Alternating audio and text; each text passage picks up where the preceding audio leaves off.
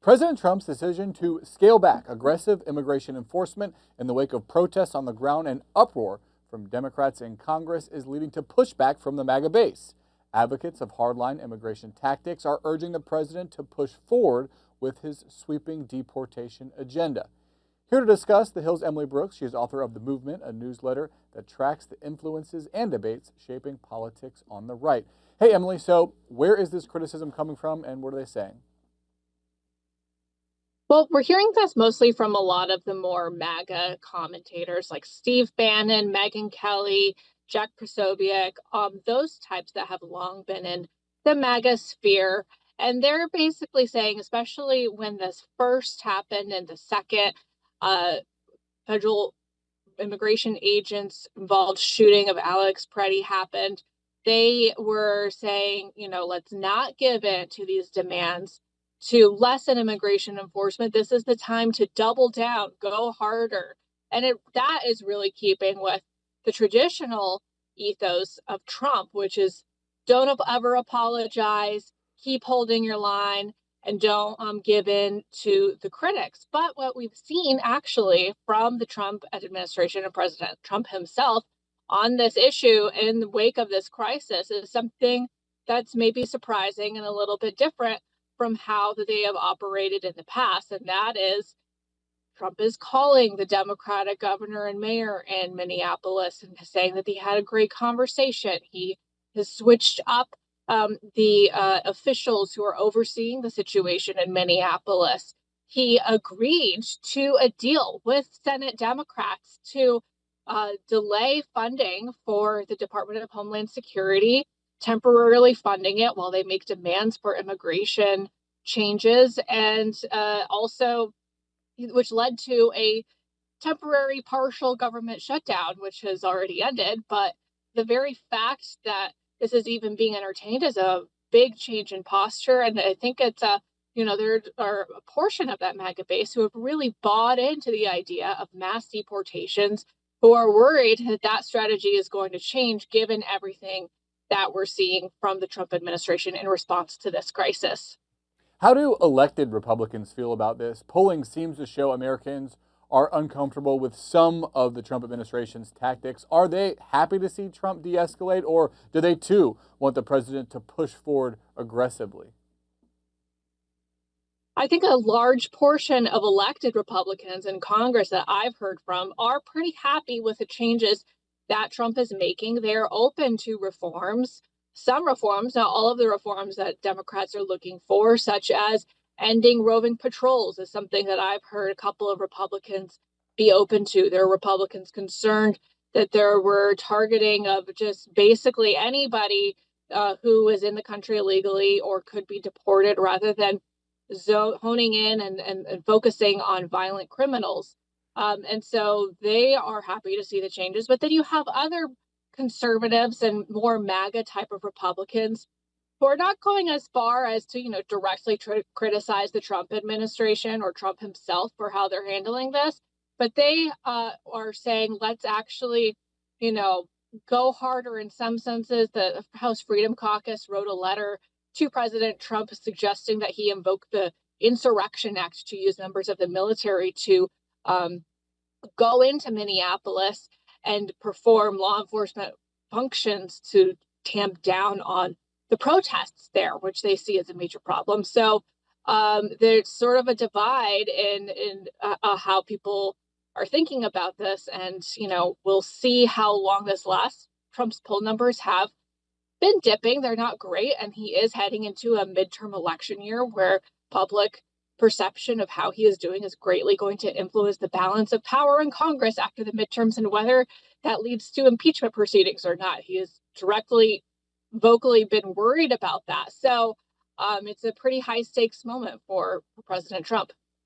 It seems like this issue could come to a head here in the next week, when funding runs out for the Department of Homeland Security. How are conservatives viewing these negotiations between the White House, congressional Republicans, and Democrats? Very skeptically. I mean, there are a couple of things that Democrats have listed out and asked for that Republicans could agree to, like mandatory body cameras on federal immigration agents. This is something that Republicans actually funded in the Department of Homeland Security bill that they passed that has not been able to make it through yet. And so that's something that they could probably easily get to a yes to. But when it comes to things like strengthening warrant requirements for federal immigration agents when they want to go into somebody's home and get them to deport them, that's something that Republicans are very much saying this is not something we want to change. Speaker Mike Johnson said that the warrant asks for Democrats are a red line. And then on the other hand, the Democrats are saying this is something that's incredibly important. So there's going to be a big gap there. It's not a lot of time until February 13th when DHS funding runs out to come to an agreement. And this is primarily the White House's negotiation. It was the White House that drove the negotiation with Senate Democrats and agreed to this over the objections to a lot of Republicans, at least in the House, who did not think this was a good idea. And so there's a lot of Republicans who are already thinking about what comes next. How are they going to keep it funded if they cannot come to a deal?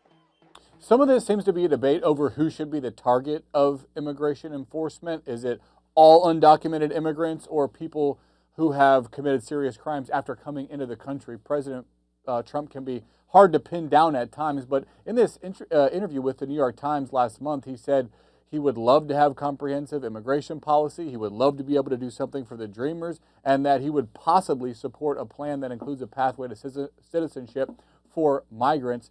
Not exactly language you would hear from the Freedom Caucus. Absolutely. You're right about that. And the concern about immigration enforcement only targeting those violent criminals is something that a lot of MAGA commenters are worried about, that they're not going to have this vast deportation. These are the people saying that everybody who is in the country illegally, everybody who is a non-citizen should be subject to potential immigration deportation proceedings. Whereas, you have Tom Homan, who went into Minneapolis, kind of indicating that they're going to focus more on those and target more of those violent criminals and deport them, not ruling out, it's not saying that if you are somebody else who doesn't have this criminal record, you could still be subject to deportation proceedings. But there's a little bit of a debate about what exactly the changes are that are being made there. But it's a really big point of nervousness for those MAGA diehards. And when it comes to, the big question is, where does Trump ultimately stand on this? He has empowered people like Deputy Chief of Staff Stephen Miller, who is really, this is his major issue. Mass deportations and immigration reform is major issue. But then when you have Trump saying things like he said in that New York Times interview, that he would be open to pathways to citizenship for the Dreamers and for other people. And he has also expressed, concern about migrants in key industries that support the United States economy, like agriculture, like construction, and those businesses, and maybe not targeting those. Those are things that are really clashing with those big deportation advocates. And when it comes right down to it, it is the president and his administration, and it's going to be a question on if he cares enough about mass deportations now, especially that the border is pretty secure. There's not a lot of flow of people coming over it like there was in the Biden administration.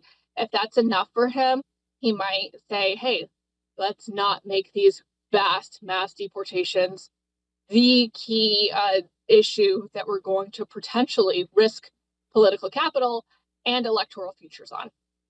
All right, we will leave it at that and continue to follow this story. Emily, always great to have your insight, and you too could have Emily's insight right into your inbox. Head over to thehill.com, click on newsletters, and subscribe to The Movement. Emily Brooks, thank you. Thank you.